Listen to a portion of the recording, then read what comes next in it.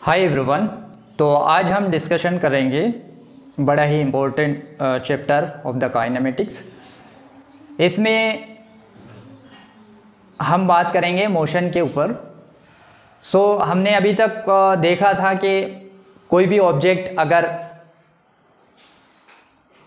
है तो उसकी पोजीशन क्या होगी और उसके पोजीशन वेक्टर्स क्या होंगे और उसके कोऑर्डिनेट्स किस टाइप से हो सकते हैं। ठीक है, तो इसके बाद हम फर्दर एक्सटेंड कर रहे हैं हमारे चैप्टर को, जिसमें हम डिस्कशन करेंगे पहले कि what is a motion. Motion का हम बात करेंगे कि motion in terms of position vector और इन टर्म्स ऑफ वेलोसिटी।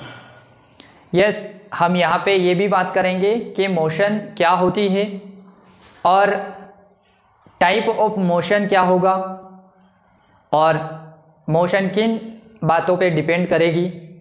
दूसरा, साथ ही हम वेलोसिटी के टर्म में भी ये देखेंगे कि मोशन का टाइप क्या होगा और फिर उसके बाद हम मोशन को इन टर्म्स ऑफ एक्सेलरेशन भी समझेंगे। फिर इन पैरामीटर्स को हम कनेक्ट करेंगे लॉ ऑफ मोशन से, और उसी प्रकार से हम कनेक्ट करेंगे और अदर चैप्टर्स से जो कि इक्वली इम्पोर्टेंट है। हाँ, ये जो चैप्टर होने वाला है ये काइनेमेटिक्स का बड़ा ही इम्पोर्टेंट पार्ट है और इसमें हम कैरेक्टरिस्टिक्स डिसाइड करेंगे मोशन का, और यहाँ पे हर टाइप के पैरामीटर्स का डेफिनेशन और एक्चुअल में वो होता क्या है उन सभी के रिगार्ड्स हम यहाँ पे बातें करेंगे। ठीक है, आइए स्टार्ट करते हैं मोशन से।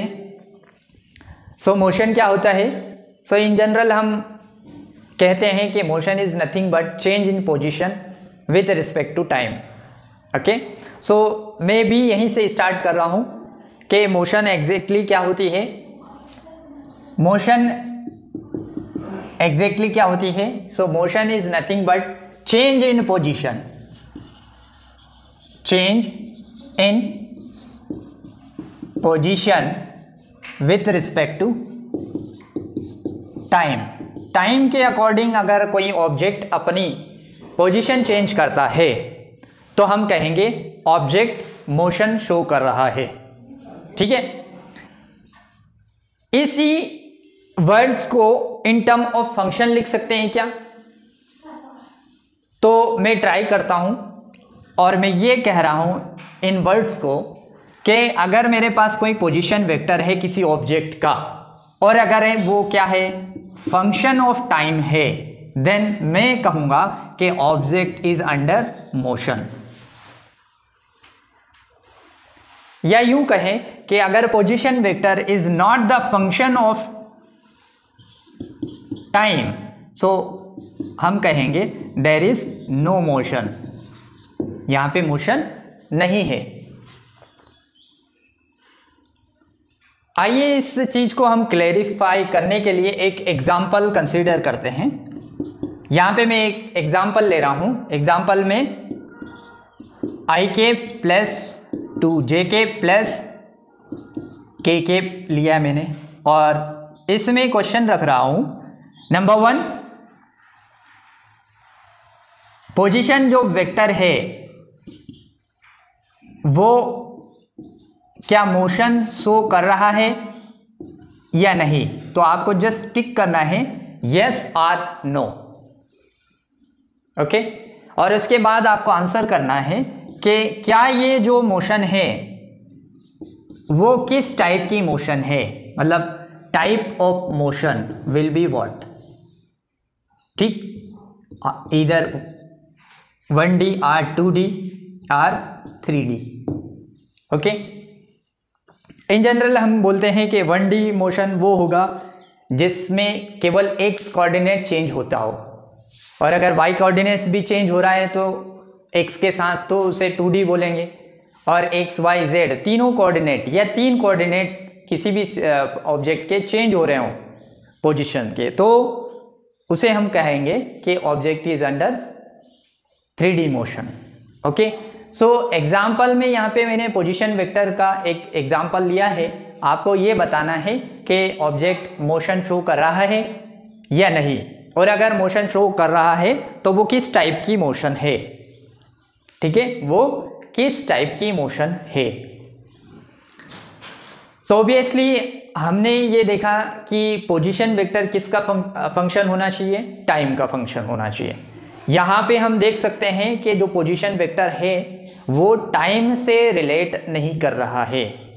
मतलब यहाँ पे पोजीशन वेक्टर तो है लेकिन वो टाइम डिपेंडेंट नहीं है, मतलब टाइम का फैक्टर इसमें नहीं देखने को मिल रहा है, राइट। सो हम कहेंगे there is no motion at all.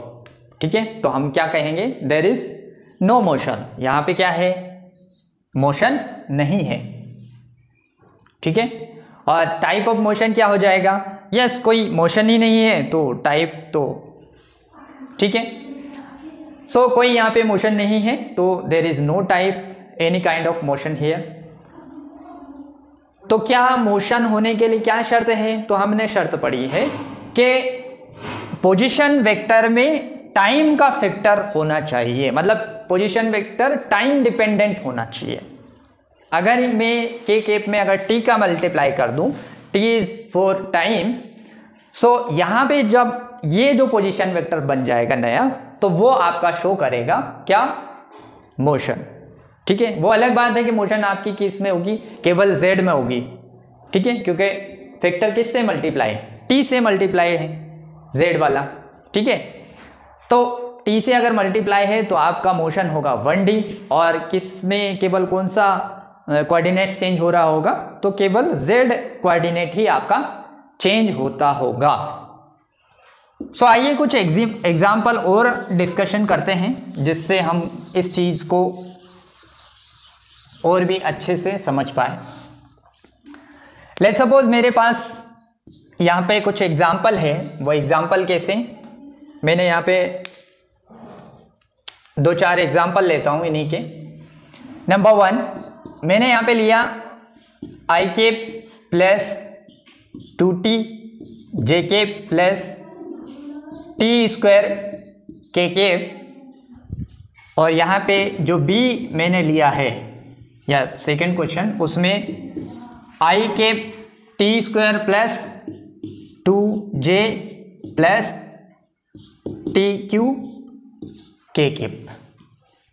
Third वाला मैंने यहाँ पे एग्जाम्पल लिया है वो ये कि t की पावर 4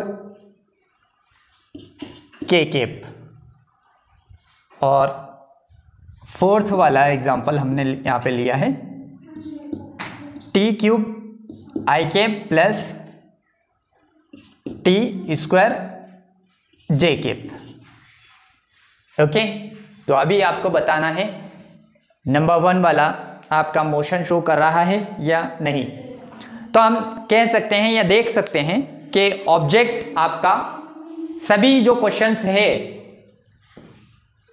अफसाना देख ले भाई,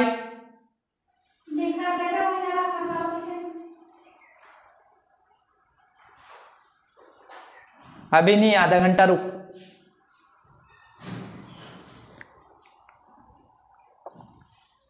हाँ, तो यहाँ पे आपको क्या बताना है, यहाँ पे क्वेश्चन है आपका कि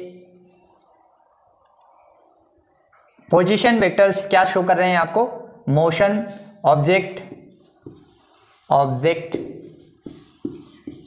showing motion or not decides the type of motion. Type of motion भी डिसाइड करना है, और आपको ये भी बताना है कि ऑब्जेक्ट मोशन कर रहा है या नहीं। ओके, तो यहाँ पे पहला जो ऑब्जेक्ट है, यस वो मोशन शो कर रहा है, मतलब मोशन शो कर रहा है, और मोशन आपका क्या होगा, 2 कोऑर्डिनेट्स आपके चेंज हो रहे हैं। कौन सा, y कोऑर्डिनेट्स, क्योंकि यहाँ पे भी t का फैक्टर है और यहाँ पे भी t का फैक्टर है, तो यहाँ पे मोशन आपका क्या हो जाएगा 2D।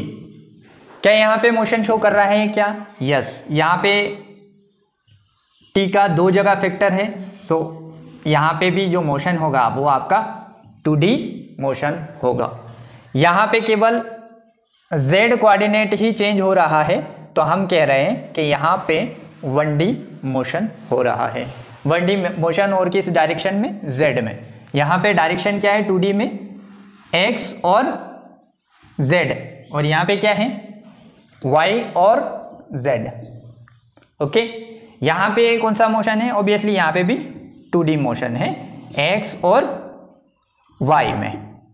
लेकिन यहाँ पे लिटिल बिट कंफ्यूजिंग पॉइंट ये आपको देखने को मिलेगा कि क्या केवल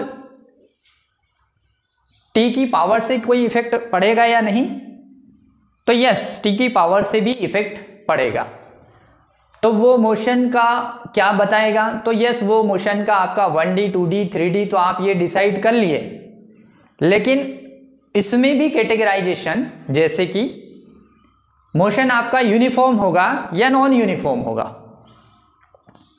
तो अगर t की पावर अगर कितनी है? t की पावर अगर 1 है, t की पावर कितनी है through out in position vector अगर 1 है, तो हम कहेंगे कि पोजीशन वेक्टर आपका केवल यूनिफॉर्म मोशन शो करता है। यूनिफॉर्म मोशन मतलब t की पावर आपका कितना होना चाहिए? 1 होना चाहिए, तो यूनिफॉर्म मोशन शो करेगा। और अगर t की पावर 2 है, that means there is acceleration. So acceleration है तो किस टाइप का एक्सेलरेशन है? कांस्टेंट एक्सेलरेशन है या फिर नॉन यूनिफॉर्म एक्सेलरेशन है? तो यहाँ पे हम बोलेंगे कि यस, यूनिफॉर्म एक्सेलरेशन होगा अगर t की पावर 2 है पोजीशन वेक्टर की। ठीक है, तो यहाँ पे हम पहले क्वेश्चन को अगर इसी पॉइंट के लिहाज से एनालिसिस करें तो पाएंगे कि यहाँ पे ये वाला जो कोऑर्डिनेट है क्वेश्चन नंबर 1 का, ये वाला जो कोऑर्डिनेट है वो क्या शो कर रहा है? मोशन इन y एक्सिस, और ये जो मोशन है वो यूनिफॉर्म मोशन है। किस टाइप का मोशन है? Uniform motion. ये आपका यूनिफॉर्म मोशन होगा। लेकिन z जो कोऑर्डिनेट है उसमें ये पोजीशन किस टाइप से चेंज कर रहा है? t² के टर्म में। तो हम ये कहेंगे यहाँ पे it is not the uniform but it is non uniform motion है। It is non uniform motion. यहां पे ये नॉन यूनिफॉर्म मोशन शो करेगा। यहां पे यूनिफॉर्म कर रहा है y एक्सिस में, z एक्सिस में क्या शो कर रहा है? Non uniform. या फिर कहें कि यूनिफॉर्म एक्सेलरेटेड मोशन। किसमें? Uniform accelerated motion z axis में वो शो करेगा। ठीक है, सिमिलरली आप कैलकुलेट कर सकते हैं किसमें? सेकंड वाले क्वेश्चन में। सेकंड में क्या है आपका? सेकंड में भी आपका जो मोशन है वो 2D है और x कोऑर्डिनेट और z कोऑर्डिनेट दोनों में पोजीशन चेंज हो रही है, और x में t² है। इसका मतलब again it is the case of non uniform motion या फिर यूनिफॉर्म एक्सेलरेटेड मोशन। तो मैं यहां पे बोल रहा हूं कि x एक्सिस में आपका नॉन यूनिफॉर्म मोशन है। x एक्सिस में क्या है? नॉन यूनिफॉर्म मोशन है, या फिर यूनिफॉर्म एक्सेलरेटेड मोशन है। नॉन यूनिफॉर्म मोशन है या फिर यूनिफॉर्म एक्सेलरेटेड मोशन है। लेकिन साथ ही साथ z एक्सिस में यहां पे क्या शो कर रहा है? ये ना तो यूनिफॉर्म है, t की पावर कितनी है? 3। तो t की पावर 3 है, मतलब ये आपका ना तो यूनिफॉर्म है और ना ही ये कांस्टेंट एक्सेलरेशन का केस है। तो हम ये बोलेंगे यहां पे नॉन यूनिफॉर्म क्या नहीं है? Constant acceleration. Non uniform accelerated motion है ये। ठीक है, तो अल्टीमेटली ये पूरा जो पोजीशन वेक्टर क्वेश्चन नंबर 1 का जो बनेगा उसे आप क्या कहेंगे, यूनिफॉर्म या नॉन यूनिफॉर्म? तो क्वेश्चन नंबर 1 को हम कहेंगे नॉन यूनिफॉर्म मोशन शो कर रहा है ऑब्जेक्ट, और जो दूसरा क्वेश्चन है उसमें भी हम ये बताएंगे non uniform accelerated motion show कर रहा है। सिमिलरली यहाँ पे हम देख सकते हैं ये भी आपका केस कौन सा होगा, यहाँ पे तो आपका क्यूबिक फंक्शन नहीं है, यहाँ तो पावर की कितनी है टी की 4 है, तो यहाँ पे जो एक्सेलरेशन आएगा वो कौन सा एक्सेलरेशन है आपका, it is also known uniform accelerated motion. अब यूनिफॉर्म क्या होता है, नॉन यूनिफॉर्म क्या होता है, यूनिफॉर्म एक्सेलरेटेड मोशन क्या होता है, नॉन यूनिफॉर्म एक्सेलरेटेड मोशन क्या होता है। तो जस्ट इसके बाद हम वही चीज़ पहले डिस्कशन करेंगे, हर चीज़ को स्टेप बाय स्टेप में ही सॉल्व करेंगे और उस पर प्रॉब्लम्स लेंगे और प्रॉब्लम्स से हम चीज़ों को समझेंगे।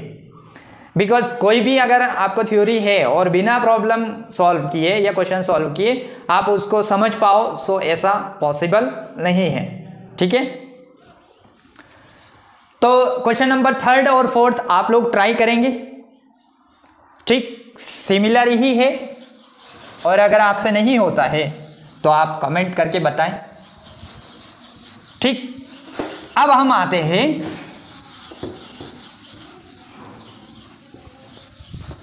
मोशन का categorization in term of velocity. यहां पे मोशन का जो कैटेगराइजेशन है हमने कैसा समझा, इन टर्म ऑफ पोजीशन वेक्टर। हमें पोजीशन वेक्टर दिया था और पोजीशन वेक्टर का कोऑर्डिनेट्स आपको दिए गए थे और आपसे पूछा गया था कि ऑब्जेक्ट मोशन शो करेगा और अगर यस तो किस टाइप की मोशन होगी। अब हम बात करेंगे कि कोई भी ऑब्जेक्ट अगर वेलोसिटी है उसमें, तो आपकी वेलोसिटी हो सकती है कि कांस्टेंट हो, और कांस्टेंट है तो वो हमारे न्यूमेरिकल सॉल्व करने या क्वेश्चन या प्रॉब्लम सॉल्व करने में किस टाइप से मदद कर सकती है, ठीक है, और हम क्या रिजल्ट लेके आएंगे वहां से। दूसरा हम ये भी जानेंगे कि अगर नॉन यूनिफॉर्म मोशन है जिसकी अभी हम बात कर रहे थे, तो कैरेक्टरिस्टिक्स किसी भी ऑब्जेक्ट का या काइनेमेटिक्स के जो पैरामीटर्स है जिन्हें हम क्या बोलते हैं, वेलोसिटी, एक्सेलरेशन, और उनमें क्या इफेक्ट होगा और वो कैसे इंटर रिलेटेड होंगे, ठीक है। तो आइए हम आगे बढ़ते हैं और मोशन को समझते हैं इन टर्म ऑफ वेलोसिटी, ओके। तो मैं यहाँ पे मोशन को कैटेगराइज कर सकता हूँ इन टर्म ऑफ वेलोसिटी। कैसे, अगर ऑब्जेक्ट कांस्टेंट वेलोसिटी शो करता है, ऑब्जेक्ट क्या शो कर रहा है, कांस्टेंट वेलोसिटी, ठीक है, तो हम कहेंगे ऑब्जेक्ट क्या कर रहा है, यूनिफॉर्म मोशन। ऑब्जेक्ट क्या कर रहा है, यूनिफॉर्म मोशन। ऑब्जेक्ट क्या कर रहा है, यूनिफॉर्म मोशन, ठीक। इसका मतलब ये हुआ कि यहां पे एक्सेलरेशन आपका 0 हुआ, एक्सेलरेशन आपका 0 हुआ। मतलब अगर मैं यूं कहूं कि derivative term of the velocity या फिर differentiation of velocity will be equal to 0, है ना। मतलब वेलोसिटी चेंज नहीं हो रही है भैया, वेलोसिटी कांस्टेंट है, तो एक्सेलरेशन आपका क्या आएगा, 0 आएगा। क्यों, क्योंकि किसी भी कांस्टेंट फंक्शन का डिफरेंशिएशन 0 आता है ना। तो वेलोसिटी आपका कांस्टेंट है तो एक्सेलरेशन आपका 0 होता है, ठीक है। क्या स्पीड और वेलोसिटी सेम हो सकती है यहां पर, क्या स्पीड और वेलोसिटी सेम हो सकती है? हालांकि हमने ना तो स्पीड की डेफिनेशन पे गए हैं ना वेलोसिटी के डेफिनेशन पे अभी तक, इसके जस्ट बाद हम सभी डेफिनेशंस को देखेंगे। पर यहाँ पे अगर वेलोसिटी टर्म आ ही गया है तो हम क्यों ना उसको भी कवर करें थोड़ा सा, या फिर वहां पे भी क्वेश्चन राइज करके छोड़ें अभी, ताकि हमें क्वेश्चंस याद रहें कि ऐसा क्यों। तो मेरा क्वेश्चन ये है कि अगर वेलोसिटी अगर यहाँ पे कांस्टेंट है, क्या स्पीड और वेलोसिटी सेम होगी, और अगर यस तो क्यों। तो आंसर उसका सिंपल है कि वेलोसिटी स्पीड के इक्वल तो हो सकती है, लेकिन यह शर्त है कि लीनियर ही मोशन होना चाहिए, मतलब यूनिडायरेक्शन, लीनियर होना और यूनिडायरेक्शन होना, लीनियर होना और यूनिडायरेक्शन होना, क्या दोनों में फर्क है। खैर, अभी हम कैटेगराइजेशन पे ध्यान देते हैं, सभी चीज़ों को स्टेप बाय स्टेप सीखेंगे जैसा कि मैंने बताया है, ठीक है। तो यहाँ पे एक्सेलरेशन आपका 0 होगा और जो डेरिवेटिव टर्म है वो भी आपका 0 आएगा। मतलब हम जो केस पढ़ते आए हैं अभी तक कि displacement divided by time will be equal to the velocity, displacement divided by time will be equal to the velocity, और ये टर्म हम पढ़ते आए हैं, ठीक है। और जब यूनिफॉर्म मोशन होगा तभी ये टूल्स काम में आएंगे। मतलब ये वाला टूल्स हम कब यूज करेंगे, जब वेलोसिटी क्या हो, कांस्टेंट हो। तो हो सकता है कि वेलोसिटी कांस्टेंट ना हो, तो वेलोसिटी अगर कांस्टेंट ना हो तो उस केस में यस एक्सेलरेशन आपका होगा, एक्सेलरेशन आपका होगा, मतलब acceleration is not equal to 0, acceleration कुछ ना कुछ होगा। हो सकता है रिटार्डेशन हो रहा हो, डी एक्सेलरेट हो रही हो बॉडी या एक्सेलरेट हो रही हो, लेकिन एक्सेलरेशन तो होगा, पॉजिटिव और नेगेटिव कुछ भी होगा, लेकिन एक्सेलरेशन होगा। और अगर एक्सेलरेशन होगा तो एक्सेलरेशन आपका 2 टाइप से हो सकता है। क्या? नंबर 1 एक्सेलरेशन क्या हो सकता है आपका, कांस्टेंट। एक्सेलरेशन क्या हो सकता है, कांस्टेंट।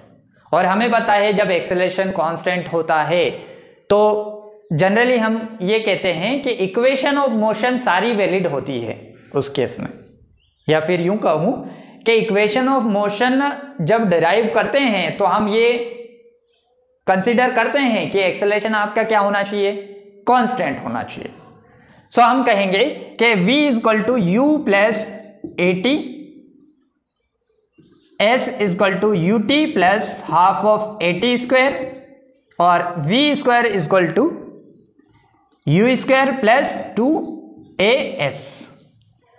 ये जो इक्वेशन ऑफ मोशंस है, मोशन की इक्वेशंस है, ये आपकी वैलिड होगी, ठीक है। इसमें कोई कंफ्यूजन नहीं होना चाहिए, ठीक है। मतलब अगर वेलोसिटी कांस्टेंट है तो आप रिजल्ट इससे निकालोगे, इससे, और अगर वेलोसिटी क्या है, कांस्टेंट नहीं है, तो आप कहाँ पे जाओगे, एक्सेलरेशन पर, एक्सेलरेशन चेक करोगे कि कांस्टेंट अगर नहीं है तो आपको ये टूल्स यूज करना है। लेकिन क्या हो सकता है कि एक्सेलरेशन आपका कांस्टेंट ना हो, और अगर एक्सेलरेशन कांस्टेंट ना रहा तो क्या इक्वेशन ऑफ मोशन आप लगा सकते हैं? नहीं। इक्वेशन ऑफ मोशन यूज कर सकते हैं क्या? नहीं, ठीक है। तो इक्वेशन ऑफ मोशन आपका यूज नहीं होगा, तो उस केस में कौन से टूल का यूज करते हैं? तो यस, हम डेरिवेटिव टूल्स का यूज करते हैं। मतलब हम क्या करेंगे, dv by D T equal to क्या होगा आपका, एक्सेलरेशन, ठीक है। dv by D T equal to acceleration, और या यूं कहें in term of position vector के D square by D T square, D square R divided by D T square will be equal to the acceleration. मतलब यहां से जो acceleration आपको आएगा वो इंस्टेंटेनियस एक्सेलरेशन होगा, और यहां पे भी जो आप रिजल्ट निकाल रहे हो v s, और यहां पे जो भी पैरामीटर्स आप निकालोगे वो भी आपका इंस्टेंट वैल्यूज देंगे। मतलब जिस टाइम इंटरवल, जिस टाइम पे आप टाइम की वैल्यू पुट करेंगे उसी टाइम इंटरवल पे वो पैरामीटर आपको मिल जाएगा। लेट्स सपोज आप वेलोसिटी कैलकुलेट करना चाह रहे हो तो आपको वेलोसिटी मिलेगी उस टाइम पे, ठीक है। तो v equal to u plus a t, s equal to u t plus half of a t square, v square equal to u square plus 2as। ये जो इक्वेशन ऑफ मोशन है वो तभी वैलिड है जब एक्सेलरेशन आपका क्या हो, कांस्टेंट, और एक्सेलरेशन कांस्टेंट नहीं है तो हम डेरिवेटिव टर्म्स का यूज करते हैं, ठीक है। तो ये आपका कैटेगराइजेशन होता है इन term of velocity.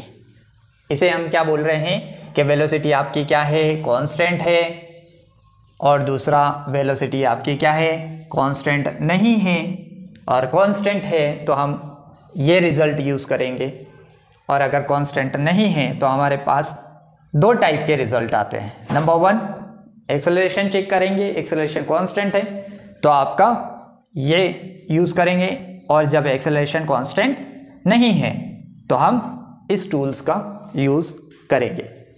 So I hope ये जो चीज़ें हैं आपको कैटेगराइजेशन ऑफ मोशन आपको समझ में आया होगा। अब हम इस पे न्यूमेरिकल करते हैं, लेकिन ऑलरेडी आपका जो वीडियो है वो थोड़ा सा बड़ा हो गया है। सो मैं चाहूँगा कि इसका थोड़ा सा और बेसिक्स बचा है, उसके साथ ही कुछ क्वेश्चंस इस पे कर लिया जाए, ठीक है। उसके बाद हम देखेंगे डेफिनेशंस, वेलोसिटी, एक्सेलरेशन और बेसिक डेफिनेशंस को कवर करेंगे। ये बड़ी ही फंडामेंटल क्लासेस है, इसमें हर टॉपिक को बड़ी ही बारीकी से समझने की कोशिश करेंगे। साथ ही पुराने जो क्वेश्चंस आए हैं कॉम्पिटिटिव एग्जामिनेशंस और बोर्ड में, वो सारी चीज़ें हम यहाँ पे 1 by 1 देखेंगे, ठीक है।